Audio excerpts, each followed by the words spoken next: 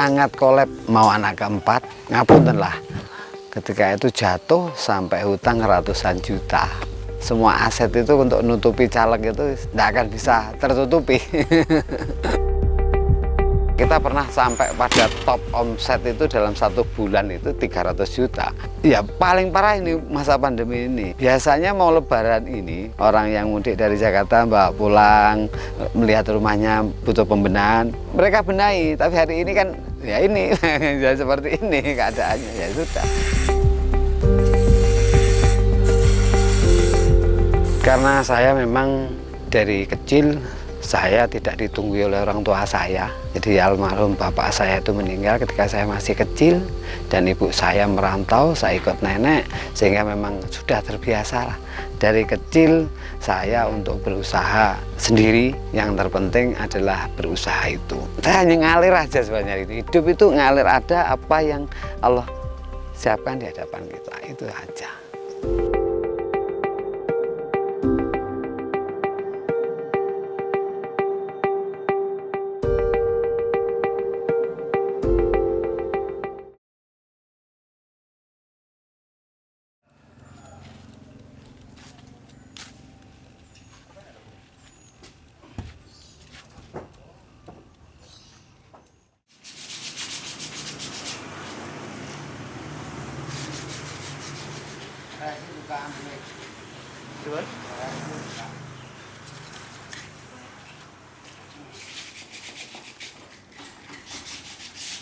Assalamualaikum warahmatullahi wabarakatuh. Perkenalkan, nama saya Budiono, lengkapnya Haji Turmudi Budiono.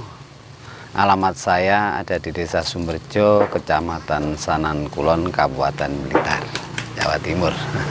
Usaha kayu ini mulai saya rintis sejak tahun 2010 awal, pasca pilek 2009 jatuh.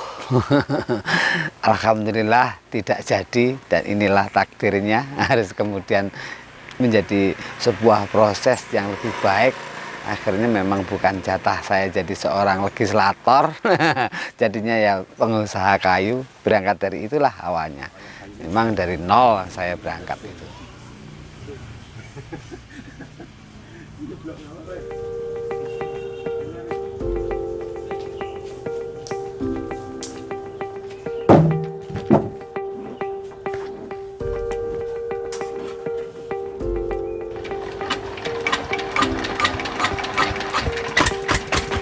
Saya macung DPRD Kabupaten Blitar dari Demokrat, nggak jadi. Sangat kolab, bahkan sampai saya itu 3 bulan. Keluarga saya waktu itu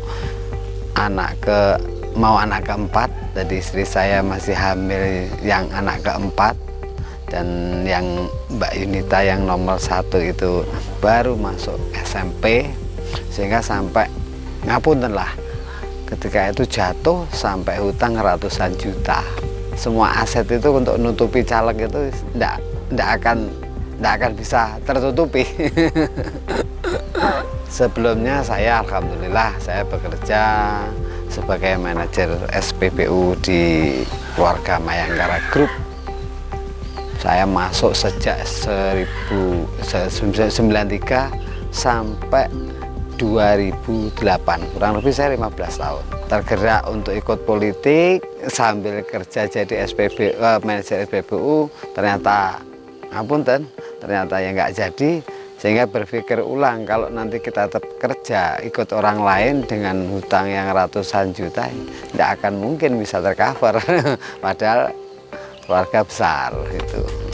Yang saya lakukan ya itu, karena dari seorang dulunya ikut bekerja orang lain, tidak pernah mengawali, tidak pernah usaha mandiri, akhirnya saya jalan aja keliling, ya, ketemu sama saudara saya yang alamatnya di Talun itu, kalau Mas Yuli, sama beliau diajari oleh Mas Yuli untuk ini loh Ji, bakolo kayu Ji, bahasanya seperti itu. Akhirnya kita belajar bagaimana cara menghitung kayu yang besar dari kebun, misalkan lingkar sekian, nanti kita proses bikin jadi usuk, jadi reng, jadi balungan. Kita diajari untuk berhitung, sekaligus juga kita dikasih tahu harga dan sebagainya. Nah, berangkat dari itulah kemudian kita mencoba 1 atau 2 pohon dulu lah.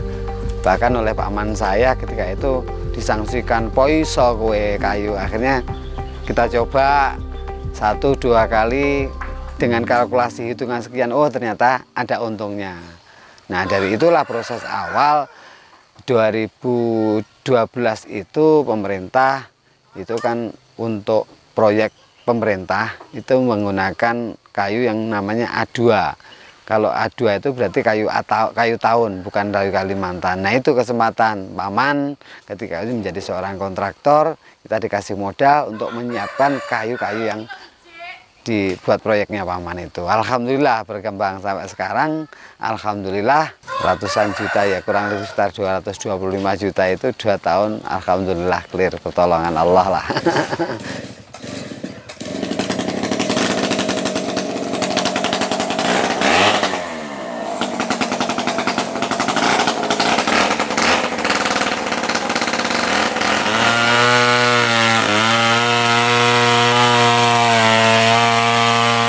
Dari proses ini sebetulnya adalah titik awalnya itu karena ada teman saya yang dari Belingi itu kasihan dengan saya karena saya pengangguran dan sebagainya. Akhirnya beliau itu ngasih kayu bakar saya 1 truk.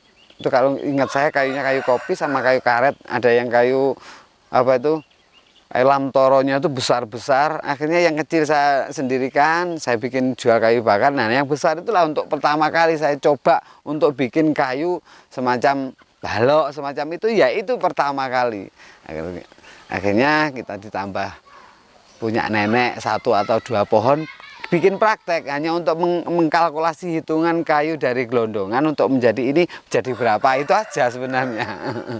Setelah saya coba untuk mengkalkulasi, kita setor ke galangan di Blitar sana, kita kirim ke penjual kayu, atau kalau nggak salah 1 atau 2 kali saya coba hitung ke sana. Oh, hanya untuk menghitung saja, menghitung kayu sekian tak kirimkan dengan harga kulaan sekian, itu untung atau tidak. Akhirnya untung, ya sudah 1 atau 2 kali. Nah, kita coba bikin di rumah sendiri. Jadi hasil waktu itu kita belum punya gergaji, itu belum, kita masih mengundang orang untuk gergajinya itu, jadi masih sewa. Jadi kemudian kita bikin di utara rumah itu, depan rumah itu, kita tutupi ala kadarnya.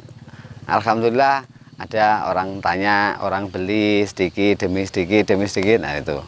Nah, kemudian sejak 2011 kita sudah mulai buka cabang di Garung.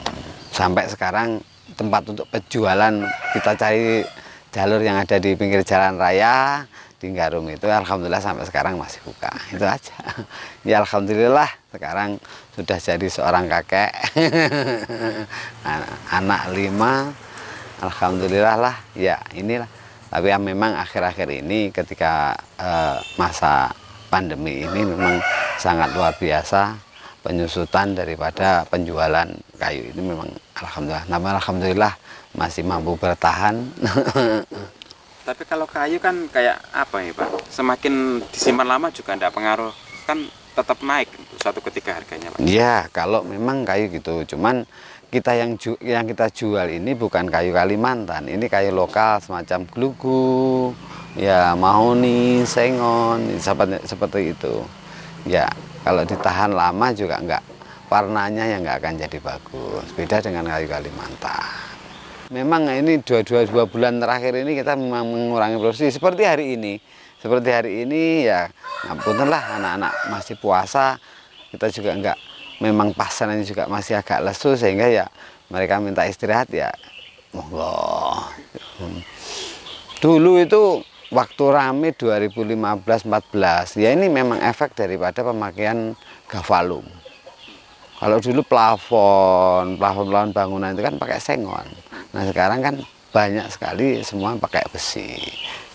Seperti proyek pemerintah kan juga nggak ada kayak kayu A2, kayu tahun kan nggak ada. Sekarang kan semua kayu Kalimantan sama besi, sehingga ya efeknya di kalangan, ya ini tidak saya saja, semua pengusaha kayu ya seperti ini kondisinya. Bahkan sudah ini teman-teman banyak yang sudah kolab. Alhamdulillah kita masih ditolong Allah untuk bisa masih jalan, itu aja.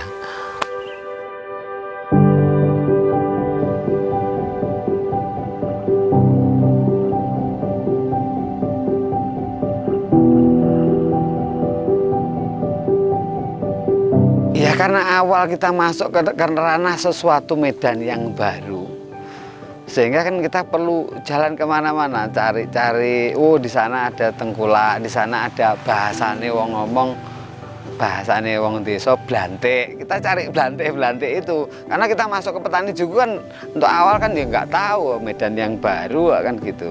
Jadi ya sampai ke Kediri, sampai ke, kalau ke timur ya sampai ke mendekati Samben ya. Dan ketika itu memang kayu, yang jenis kayu itu kan kayu keras, itu kayu merah yang digunakan memang sangat laku sekali, sehingga memang yang banyak daerah mana kita cari itu. Ya, kalau saya prinsipnya kalau selama yang jual itu jelas, saya nggak jadi masalah. Kalau orang dulu mengatakan, oh di kuburan atau di tempat pemasangan, saya nggak berpikir. Pokoknya dijual ya saya beli, saya potong. Bahkan di tengah kuburan pokok boleh rusak nggak masalah saya. Tidak ada apa-apa. Nggak pernah, nggak ada apa-apa. Cuman satu tempat yang sampai detik ini yang kita hindari itu adalah kayu besar yang di bawahnya muncul sumber air, bahasanya sadranan, yang di bawahnya kan mesti tempat sumber air itu untuk petani. Kalau kayunya dipotong otomatis kan sumber airnya kan hilang. Itu yang sampai detik hari ini saya nggak mau motong, hanya itu aja. Juga harga semurah apapun saya nggak akan saya beli, karena nanti kasihan petani, dampaknya sangat besar ke petani.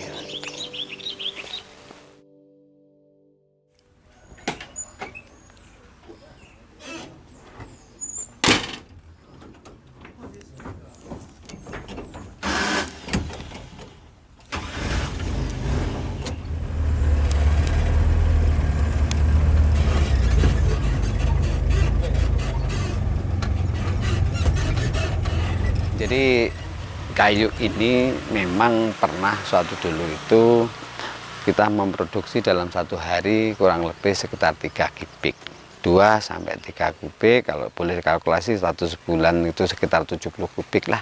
Jadi dalam satu kubik itu kita mengambil keuntungan kurang lebih sekitar 500.000.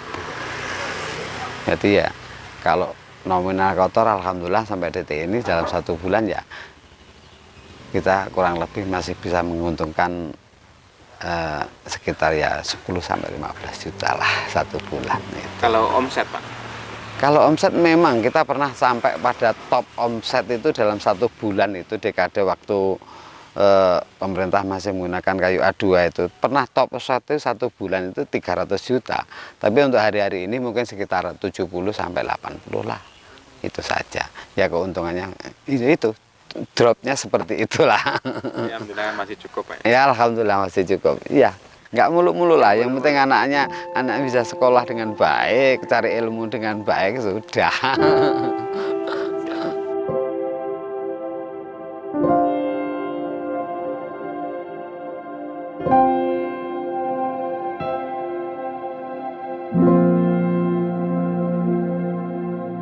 Karena alhamdulillah sekarang dari kalkulasi hitung-hitungan kita masih ada sisa, masih ada untung. Karena apa?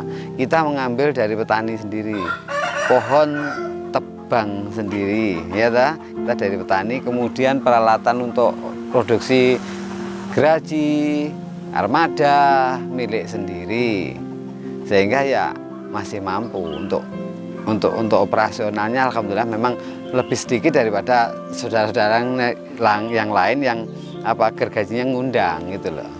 Kemarin itu karyawan saya sampai 12 personil, sekarang tinggal 6. Ya gimana lagi? Ya paling parah ini masa pandemi ini. Biasanya kalau mau lebaran ini kan orang yang mudik dari Jakarta bawa pulang, melihat rumahnya butuh pembenahan, mereka benahi. Tapi hari ini kan ya ini ya seperti ini keadaannya, ya sudah nikmati aja. Memang efek daripada tidak ada mudik itu ya nggak ada uang dari Jakarta yang ke daerah. Biasanya kan orang seperti ini kalau ada mudik yang Jakarta lebaran -3, -4 itu mungkin kamarnya rusak, plafonnya rusak, dibenahi. Boleh ini semua ini pengusaha toko besi dan sebagainya tidak seperti itu beberapa dekade tahun yang lalu. Semuanya insya Allah mungkin bakul pakaian ya sama saja. Ya alhamdulillah nanti kita akan coba untuk meranah ke tidak hanya posisi bangunan saja. Kita nanti juga akan membuat namanya yang pintu dari kayu jati seperti itu ya. Pokoknya harus berpikir bagaimana mencari peluang dari kayu ini sementara masih bisa dipertahankan. Ya kemarin kita juga kelapa itu ikut kita kirim ke Kediri ya supaya anak-anak bisa tetap eksis bekerja, mereka juga berkeluarga. Kalau nanti nggak bekerja juga gimana lagi, sehingga kita harus cari peluang keluar daerah, kirim yang keluar daerah. Ini beberapa kemarin juga, tapi kita mampunya kan tidak mampu terlalu jauh, mungkin hanya sekitar Kediri, Malang, Tulungagung, Nganjuk lah paling jauh. Itu pun dengan kalkulasi partainya yang kira-kira untuk operasional nutut itu aja.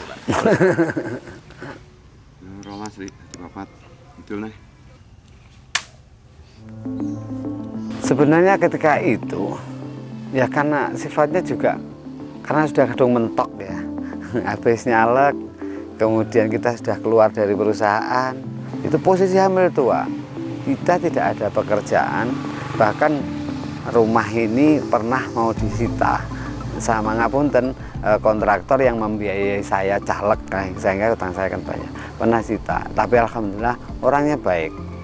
Jelek jenengan mentolo nggih monggo. Saya kata gitu. Nah itu sampai mentok sampai berbulan-bulan kita nggak bisa bekerja, belum masih mari cari kerja gitu loh. Cari kerja, mencoba itu kita bikin minyak kelentek dan sebagainya, gagal. Hitung-hitung, dikalkulasi karena ya masih belajar, gagal lagi. Kita mau coba jualan waktu itu juga nggak bisa. Nah ini inspirasinya memang nggak tahu, malam itu istikharah itu sama Allah dikasih tahu sama teman saudara itu jualan kayu, nah kita coba aja, alhamdulillah ya itu. Setelah itu mulus terus Pak?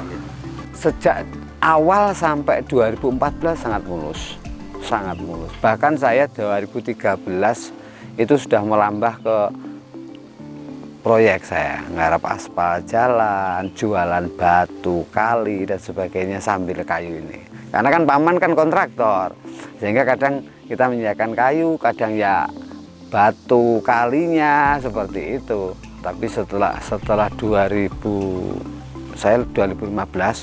karena ya ngapunten, tomak mungkin yang luar biasa, pagi sampai malam jam 10, jam 11 kita masih kerja. Dan akhirnya saya sempat, tensi saya sangat tinggi, saya ngamar 3 hari di rumah sakit Suhada Aji. Setelah pulang, semua proyek saya hentikan. Saya fokus ke kayu aja, ya nikmati ini yang ada. Itu sebenarnya. Ya alhamdulillah lah, sekarang dengan kondisi umur 50 tahun, sudah kakek, masih diberi kesehatan oleh Allah. Itu aja. Memang hari ini target saya nggak muluk-muluk. Target saya yang penting anak-anak saya itu biaya pondoknya dicukupi oleh Allah. Semuanya sudah, saya nggak mikir yang banyak-banyak, sudah. Kan kewajiban saya yang terakhir ini kan tinggal bagaimana anak-anak saya memperoleh ilmu yang baik, itu aja. Ya, yang nomor 2 sekarang kan ada di Tebu Ireng sudah aliyah, yang nomor 3 di Anur Malang. Ya tinggal tahun yang keempat ini perempuan, insya Allah nggak tahu kemana tadi, tapi yang jelas juga akan mondok, sama yang kelima memang baru mentah 1.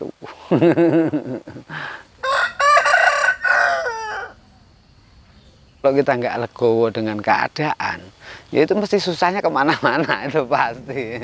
Nggak legowo dengan keadaan, tapi kan ya tetap berusaha, toh ya seperti ini kan tetap berusaha, tapi hasilnya juga nggak tahu. Dan yang penting legowo, apa yang Allah berikan kita nikmati, itu aja. Pak, kok ada cerita kayak biasanya kan ada Pak, biasanya ini kembali lagi ya, nyalek terus habis itu gagal terus akhirnya stres tak apa itu. Angkatan saya 2009 itu banyak sekali, bahkan tidak hanya, hampir boleh dikatakan itu saja saya sempat juga bingung luar biasa.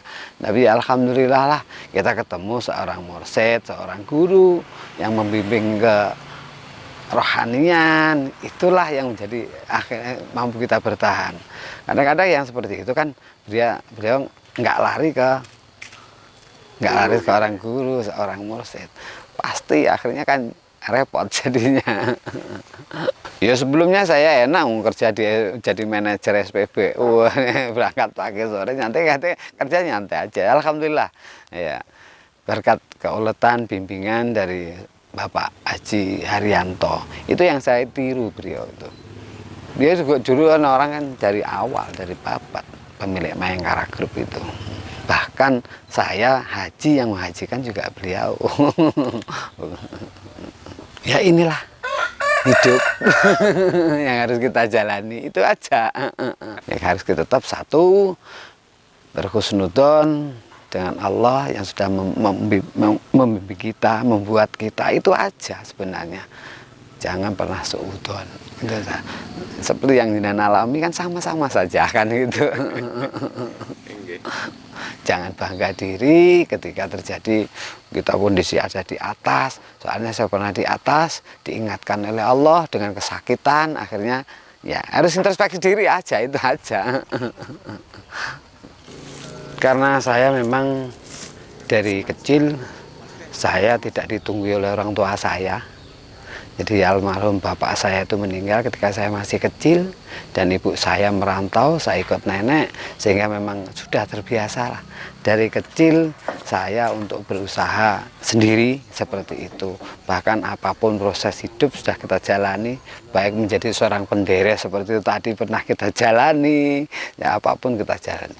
Sehingga yang terpenting adalah berusaha itu. Saya hanya ngalir aja sebenarnya. Hidup itu ngalir, ada apa yang Allah siapkan di hadapan kita, itu aja.